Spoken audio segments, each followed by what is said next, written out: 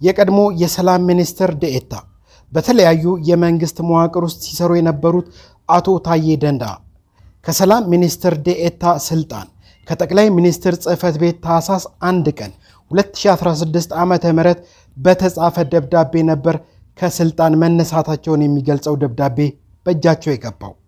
የተለያዩ 3 ክሶች ቀርቦባቸው እንደነበረ የሚታወስ ሲሆን ከ1 ዓመት እስር በኋላ በዋስትና ተለቀው ነበር። እነሆ ከሰሞኑ ደግሞ በፖሊስ ቁጥጥር ስር ውለው የከዚህ በፊት ክሶች እንዲንቀሳቀሱ ተደርጓል። ከዚህ ጋር ተያይዞ የአቶ ታዬ የሕግ ባለሙያ ጠበቃ የሆኑት አቶ አበራ ንጉስ ከአንከር ሚዲያ ጋር ያደረጉትን ቆይታ ይዘንላችሁ መተናል። እንደ መጀመሪያ ያብራሩት አቶ አበራ ንጉስ እስቲ አቶ ታዬ ደንደአ በምን ሁኔታ ላይ ናቸው ለሚለው ጥያቄ ነበር ምላሻቸውን የሰጡት። እንግዲህ አንተም እንደምትከታተለውና እንደምታውቀው አቶ ታዬ ደንደአ አምና መንግስትን ሰላም እንዲያወርድ የጦርነት ፖሊሲው እንዲያከሽ ሀገርና ሕዝብን ያስቀደመ መንገድ እንዲከተል መግለጫ ከሰጡ በኋላ ህዳር ወርና ታህሳስ ወር ላይ በተለይ ህዳር ላይ ወደ እስር ወደ ዘብጥ ያወርደዋል። እሱን ተከትሎ 3 ክስ ቀርቦባቸው ለ1 ዓመት ያክል በእስር ከቆዩ በኋላ በዋስትና የወጡ ናቸው። እነዚያ ክሶች ለማስታወስ ያክል አንደኛ ክስ የነበረው ህገወጥ የጦር መሳሪያ መያዝን ነው። ሁለተኛ ክስ የነበረው ከፋኖና ሸኔ ጋር የጽንፈኛ ኃይሎችና የጸረ ሰላም ኃይሎች ድጋፍ የሚሰጥ ንግግር ጽሁፎችን በመስጠት የሚል ነው። 3ኛ ክስ ደግሞ ህዝብና መንግስት የሚያጣለፍ ብጥብጥን የሚቀሰቅስ ጽሁፎችን በመዘርጋት የሚሉ 3 ክስ ተቀርቦባቸው እሱን ሲከራከሩ ቆይተው ለዓመት ያክል የሚሆን በሁለቱም ክሶች በተለይ ሁከትና ግርግርን ማስነሳትና የጸረ ሰላም ኃይሎችን ከፋኖና ሸኔ ጋር በተያያዘ ጸረ ሰላም ኃይሎችን የሞራል ድጋፍ በመስጠት ጦርነት ፖሊሲያቸውን በመደገፍ በሚለውን በተመለከተ የቀረባቸው ክስ ፌዴራል ከፍተኛ ፍርድ ቤት ልደታ የጸረ ህገ መንግስትና ጸረ ሽብር ችሎት ታዬ የጻፉት ጽሁፍን ከመመርመር እና ከህግ አንጻር ካየ በኋላ የመናገር መብታቸውን ተጠቅመው ሰላምን ሰበኩ እንጂ ሀገርና ህዝብን የማስቀደም ስራ ሰሩ እንጂ ወንጀል አልሰሩም በሚል በነጻ ስላሰናበታቸው፣ ስለዚህ አቶ ታዬ መጀመሪያውንም በጠቅላይ ፍርድ ቤቱ ሲከራከሩ ረዥምና ያላስፈላጊ ቀጠሮ ያለ ህጋዊ ያልሆነና በቂ ያልሆነ ምክንያት ሲሰጠን ነበር ከጠቅላይ ፍርድ ቤቱ። ያ እኛ የተረጎምነው ፍርድ ቤቱ ሲሰጠን የነበረው ምክንያት ከህግም ከአመክንዮም የራቀ ስለነበረ ጣልቃ መገባቱ መኖሩን በጣም ስንጠረጥር ነበር። መጨረሻውን ፍርድ ቤቱ የከፍተኛ ፍርድ ቤቱን ውሳኔ በቂ ባልሆነ ምክንያት በመሻር አቶ ታዬ ከዚህ በፊት ነጻ በተባሉበት ጉዳይ እንዲከላከሉ ነው የተወሰነው። እሱን ተከትሎ በ25 ጠዋት ከተወሰነ በኋላ በ25 ከሰዓት 10 ሰዓት አካባቢ በተለይ ፌዴራል ፖሊስ አቶ ታዬ ከቤታቸው ነው አስሮ የወሰዳቸው። አስሮ መውሰዱ ብቻ ሳይሆን በ25 10 ሰዓት ካሰራቸው በኋላ ምሽት 2 ሰዓት ላይ ፍተሻ አድርጓል። ይሄ የሚያሳየው ፌዴራል ፖሊስ አቶ ታዬ ከሌሎች አካላቶች ጋር በተለይ ከፍርድ ቤትና ከአስፈጻሚው አካል ጋር ተቀናጅቶ በቁጥጥር ስር እና በእስር እንዲቆዩ የማድረግ ፍላጎት እንዳላቸው የሚያመላክት ነው። አቶ ታዬ ነጻ ተብለው ፋይሉ አልተዘጋም ነበረ? የተንጠለጠለስ ነገር ነበረ ወይ? በአገዛዙ አቃቢ ሕግስ ይግባኝ ተጠይቆ ነበረ? ነጻ በተባሉበት ክስስ ዳግም ክርክር ፍርድ ቤት ውስጥ እንዴት ውሳኔ ያስተላልፋል? ዛሬ ምን የተለየ ነገር ተገኘ ተብለው ለተጠየቁት ምላሽ መልካም። ዋናው ነገር የጠቅላይ ፍርድ ቤቱ ክርክር የቀጠለው በከፍተኛ ፍርድ ቤት መጀመሪያ የስር ፍርድ ቤት ጉዳዩን ከስር ሲያይ የነበረው ፍርድ ቤት በሁለቱም ክስ ነጻ ቢላቸው መከላከል ሳያስፈልግ ነጻ ቢላቸው አቃቢ ሕግ ጉዳዩ ጠቅላይ ከፍተኛ ፍርድ ቤት የሰጠው ውሳኔ በመቃወሙና ቅሬታ ስለተሰማው ይግባኝ ብሎ ነው የሄደው። እዚህ ላይ ጥፋት የለም፣ ይግባኝ ማለቱ መብቱ ስለሆነ ማለት ነው። ችግር የሆነው አንድ ከፍተኛ ጠቅላይ ፍርድ ቤቱ ጉዳዩ የሻረበትን በቂ ምክንያት ሳይኖር በተደጋጋሚ በመቅጠርና እሱን ተከትሎ ጣልቃ ገብነት አለ የሚያስብል መጨናነቅና የቀጠሮ ማጓተት መኖሩን ነው ትልቁ ችግር። ከዛ ቀጥሎ ግን ፍርድ ቤቱ በአሁንም ጠቅላይ ፍርድ ቤቱ የመሰለውን ወስኗል ብለን እንኳ ብናስብ ዋስትና ተነስቶ እንዲታሰሩ የሰጠው ትዕዛዝ የለም፣ ሊያደርግም አይችልም። እንዲከላከሉ ተወስኗል ማለት አውቶማቲካሊ እንዲታሰሩ ተወስኗል ማለት አይደለም። በዋስትና በውጭ ያሉ ሰው እስከሆኑ ድረስ ቢሆን የሚችለው መሆን የነበረበት ከፍተኛ ፍርድ ቤቱ የጠቅላይ ፍርድ ቤቱ ውሳኔ ከደረሰው በኋላ አቶ ታዬ በእስር ሳይሆን ያለ እስር እንዲቀርቡ ተደርገው በጉዳይ ተከራክረው አቃቢ ሕግም በዋስትናቸው ላይ እንዲሻር አቤቱታ አቅርቦ በዛ ክርክር ካደረግን በኋላ ከፍተኛ ፍርድ ቤቱ ውሳኔው ከሻረው አቶ ታዬ ኋላ ነው መታሰር የነበረባቸው። እንደዛ ከሆነም የተደረገው ግን የፍርድ ቤቱ የዋስትና ውሳኔ ሳይሻር ፌዴራል ፖሊስ በስመ አዲስ ምዝገባ ወደ አዲስ ጥርጣሬ ካሰራቸውና ቤታቸው ከበረበረ በኋላ ጠበቃ በማያገኛቸው ቤተሰብ በማይደርስላቸው በአሳቻ ቦታ ላይ በድብብቆች መንገድ ፍርድ ቤት እንዲቀርቡ መደረግ ነው። እዛ ላይ አቶ ታዬ መቅረባቸውን ተከትሎ በጠበቃቸው እንዲወከሉ ጥያቄ አቅርበው ነበር፣ ተማክረው እንዲቀርቡ። ፍርድ ቤቱ ግን ይሄን አልፎ የአቃቤ ሕግ ያቀረበውን ዋስትናቸው የመሻርና እንዲነሳ የማቅረብ ጥያቄ አንስቶ ወደ ማረሚያ ቤት እንዲወርድ አድርጓቸዋል። እዚህ ላይ ሰፊ የሆነ የስነ ስርዓት ግድፈት ተራ የስነ ስርዓት ግድፈት ብቻ ሳይሆን በመንግስት በኩል ያለ አቶ ታዬ እንዲታሰሩ የፖለቲካ ፍላጎት በፍርድ ቤቶችና በፌዴራል ፖሊሶች አማካኝነት ተፈጽሟል ባይ ነኝ።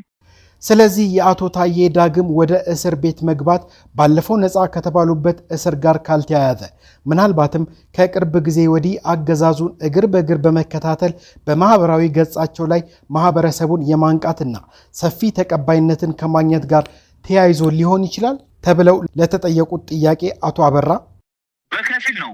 ምክንያቱም ብዙ የስነ ስርዓት ግድፈቶች የተፈጸሙት አቶ ታዬ ከእስር ከወጡ በኋላ በሀገራቸውና በህዝባቸው ያለው አሳሳቢ ጉዳይ አጀንዳ አድርገው በሀሳብና በሰላማዊ መንገድ መንግስትን ስለሞገቱ በማረሚያ ቤትና በእስር እንዲቆዩ የመንግስት ፖለቲካው ፍላጎት ከፍ እያለ ስለመጣ ስነ ስርዓቱና አካሄዶችን የፍርድ ቤቶች አካሄዶች በመጣስ ይሄ ያለው የኢትዮጵያ ነባራዊ ህጎችን በመጣስ የተደረገ እስር ነው። ያ ማለት ግን ሙሉ በሙሉ ከዚህ በፊት ታስረውበት ከነበረ ወንጀል ክስና የክርክር ሂደት ግን ሙሉ በሙሉ ትስስር የለው ማለት አይቻልም።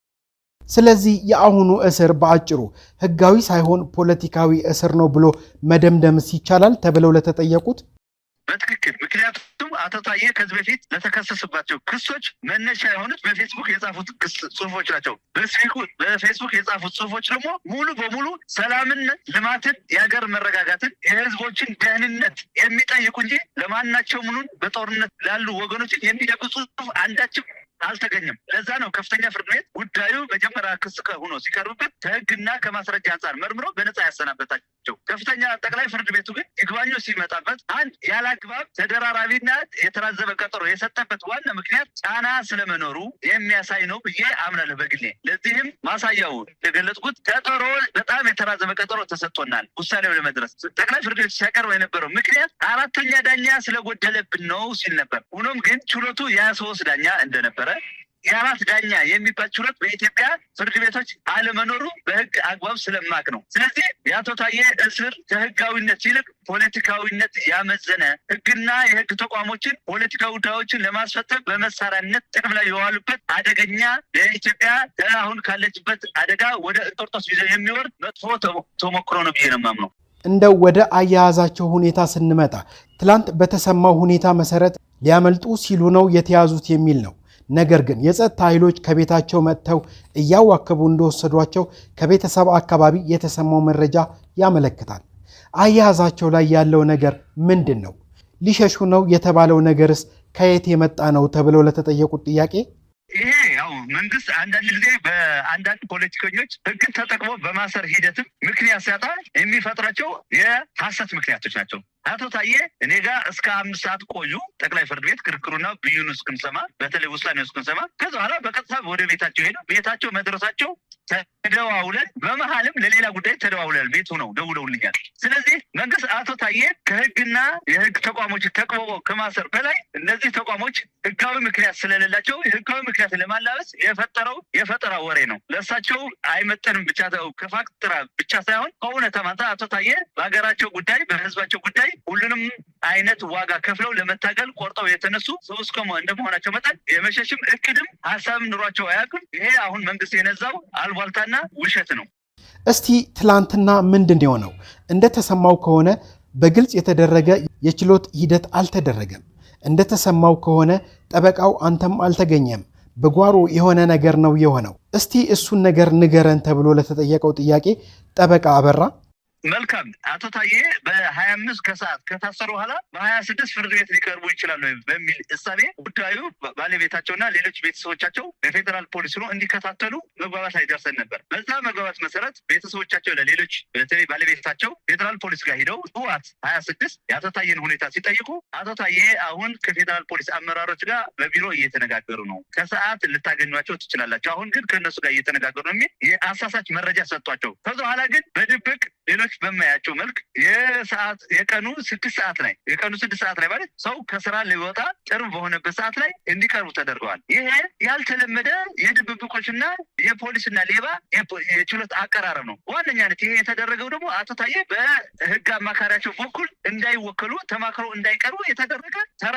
ሴራ ነው። እሱም ብቻ አይደለም። አቶ ታዬ ይሄ ሴራ ስለገባቸው ፍርድ ቤቱ በጠበቃቸው ተወክለው እንዲቀርቡ ከጠበቃቸው ተማክረው እንዲቀርቡ አቤቱታ ቢያቀርቡ ፍርድ ቤቱ ይሄ አልፎታል። ፍርድ ቤቱ ይሄ ያለፈው በግል ተቋማዊ ፍላጎት ሳይሆን ከጠቅላይ ፍርድ ቤቱ የቀጠለ የመንግስት ጣልቃ ገብነት ስለከበደው ያችሁለት በልዩ ሁኔታ ስለከበደው ነው ብዬ ነው የኔ ግምት ያለኝ። ስለዚህ አካሄዱ ሙሉ አቶ ታዬን እንዴት እንሰራቸው በሚለው ፖለቲካዊ ውሳኔ እሱን ለማስፈጸም የተደረገ የመንደር ሴራ ነው ያለው እና ይሄ ነው የሚመስለው። ለቤተሰብ ሸውደ፣ ለጠበቃ ሸውደ፣ ዳኛም በመውጫ ሰዓት አቅርበ የሚደረግ የፍትህ ሂደት ፍትህ ለማጓደል እንጂ ፍትህ ለማስፈል እንዳልሆነ ግልጽ ነው። እዚህ ላይ አንድ ነገር ልብ ልባል የሚገባው ጠበቃቸው ከአቶ ታዬ በተከሰሱባቸው ከባድ ወንጀሎች መንግስት በተከላካይ ጠበቃ ተወክሎ እንዲከራከሩ ተከላካይ ጠበቃ የመወሰን ግዴታ እያለበት ይሄ ታልፎ ነው የተፈጸመው። ስለዚህ ሁሉም ነገር ስራ የተሰራው ፖለቲካዊ ውሳኔ አቶ ታዬን የማሰር ፖለቲካዊ ውሳኔ የማስፈጸም እንጂ ፍትህን የማስፈል ስራ አይደለም።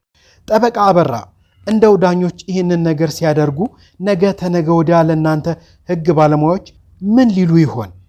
መልካም እንግዲህ ፍርድ ቤቶች እንደ ተቋም ሁሉም ችሎቶች ደግሞ እንደ ችሎት ወይ ደግሞ በሁሉም ጉዳይ ሳይሆን እነዚህ ፖለቲካሊ ሴንሲቲቭ የሆኑ መንግስት በሰላማዊና ህጋዊ መንገድ የታገሉትን አካላቶች ለማሰር በሚያደርገው ጥረት ፍርድ ቤቶች፣ ሌሎች የፍትህ አካላቶች እና የህግ አካላት ተባባሪ በሆኑ ቁጥር አገሪቱ በህግ ማስፈጸም በተለይ ደግሞ ሌሎች ሰላማዊ ትግሎች ታግለው አገርንና ህዝብን ለማዳን የሚያደርጉት ጥረት በጣም የሚያኮላች ተስፋ የሚያስቆርጥና ከዛም አልፎ ተርፎ የትጥቅ ትግል አማራጭ ያደረጉ ወገኖችን ትክክለኝነትን የሚያረጋግጥ ሆኖ ሊገኝ ስለሚችል ከዚህ ተግባራቶችን ሊቆጠቡ የሚል መልእክትና እንድምታ ነው እኔ የምረዳው። እንደው በመጨረሻ እንደሰማ ነው ቅሊንጦ እንደወረዱ ነው የሚሰማው። በእናንተ በኩል መጨረሻ ላይ ምን ሊደረግ ታስቧል? መልካም ቀጣይ በእኛ ሊደረግ የሚችለው እንግዲህ የጠቅላይ ፍርድ ቤቱ ውሳኔ ተከትሎ ቅሬታ አሉ። እነዛ ቅሬታዎችን ህጋዊ ስርዓቱ ተከትሎ ለሰበር ይግባኝ ማለት ነው ውሳኔውን ለመሻር ጥረት ማድረግ ነው። በማስረጃና በህግ ክርክር እናደርጋለን። ከዛ ባለፈ አቶ ታዬ ባያያዛቸው ብዙ መሰረታዊ የሚባሉ የሰብአዊ መብት ጥሰቶች ተካሂደዋል። እነሱ ለሚመለከታቸው አካል በተደራጀ መልኩ የማቅረብ ነው። ከዛ አልፎ ተርፎ አቶ ታዬ እስካሁን አላገኘኋቸው። ምክንያቱም ትናንት ወዲያ ተያዙ። ትናንት ወዲያ ከሰዓት ስለተያዙ የተጠርጣሪ ወይ የሚጠይቅበት የሚጠይቅበት ሰዓት አልፏል። ትናንት ሄድኩኝ። ትናንት ደግሞ ፖሊስ ያለው ውስጣዊ አሰራር ሰኞ ሮብና አርብ ነው መጠየቅ የሚችለው ጠበቃ ደንበኞችን መጠየቅ የሚችለው። በዛ ምክንያት አልጠየቋቸው። ዛሬ ደግሞ እንዳልጠይቃቸው ወደ ቅሊንጦ ወርደዋል። ስለዚህ አቶ ታዬን የማግኘት ሂደት ነገ ነው የሚሆነው። ከነገ በኋላ ለሁኔታ ከሳቸው እነጋገራለሁ። ቀጣይ የሚደረጉ በተለይ የፍርድ ቤት ክርክሮችን እንደ ጠበቃ አጠናክሮ ለሚመለከተው ፍርድ ቤት ይግባኝ በማለት ክርክር ይደረጋል ነው። ከዛ ባለፈ ግን አቶ ታዬ አሁን ለሰኔ 30 ነው የተቀጠሩት። ሰኔ 30 የተቀጠሩት በእነዚህ ሁለት ጉዳዮች ብቻ ሳይሆን በዋስትና በውጭ ሆነው ጉዳዮች ሲከራከሩ በነበሩበት ጊዜ ነው። ያ ማለት አንድ ሰው ረጅም ቀጠሮ ሊሰጠው የሚችለው በዋስትና ሲወጣ ነው። አሁን ግን በእስር ስላሉ ያ ከዚህ በፊት የተሰጠው ረጅም ቀጠሮ ማጠር አለበት ብዬ አምናለሁ። ስለዚህ ተሰብሮ ጉዳዩ አጥሮ ክርክር እንዲደረግ ሌላ ለአሁኑ ለከፍተኛ ፍርድ ቤት ማመልከቻ የመጻፍ ሂደትም ይመጣል ማለት ነው። እነዚህ ናቸው እንግዲህ ለወደፊቱ ሊደረጉ የሚችሉ ጉዳዮች። እናመሰግናለን። የህግ ባለሙያና የአቶ ታዬ ደንደአ ጠበቃ አቶ አበራ ንጉስ ስለ ጊዜዎት እናመሰግናለን። የሀገራችን የህግ አካሄድ ከጊዜ ወደ ጊዜ የሚሰማው ነገር በሙሉ በጣም ሊያሳፍር የሚችልና ግር የሚልም ጭምር ነው። ወዴት እያመራን ይሆን? መጨረሻውን ዕድሜ ሰጥቶን እንድንመለከት ያድርገን እያለን እኛ በዚሁ ተሰናበትን። ሰላም ለሀገራችን፣ ሰላም ለምድራችን።